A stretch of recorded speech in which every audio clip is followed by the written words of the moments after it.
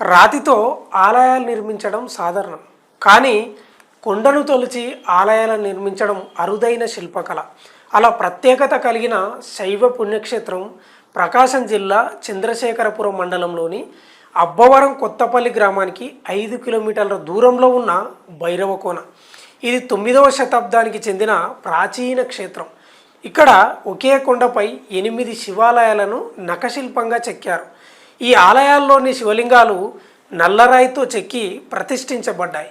ప్రతి ఆలయానికి గర్భగుడి, మందిర ప్రవేశ ద్వారాలు, వరండాలు ఉండడం గమనార్హం. కొండ మీదికి నిలువుగా పైకి ఎక్కేలా చెక్కిన ఈ ఆలయాలు శిల్ప సౌందర్యానికి చిరునామాగా నిలుస్తున్నాయి.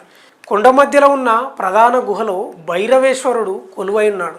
చుట్టూ ప్రకృతి అందాలు, ప్రశాంత వాతావరణం ఈ క్షేత్రాన్ని మరింత శ్రద్ధా కేంద్రంగా మార్చాయి. పూర్వం సాధువులు తపస్సు చేసే క్షేత్రంగా భైరవకోన ప్రాచుర్యం పొందింది. ఇటువంటి ప్రాచీన రాతి శిల్పాల నిలయం కృష్ణపల్లెలో ఉండడం తెలుగు సంస్కృతికి గొప్ప గుర్తింపు.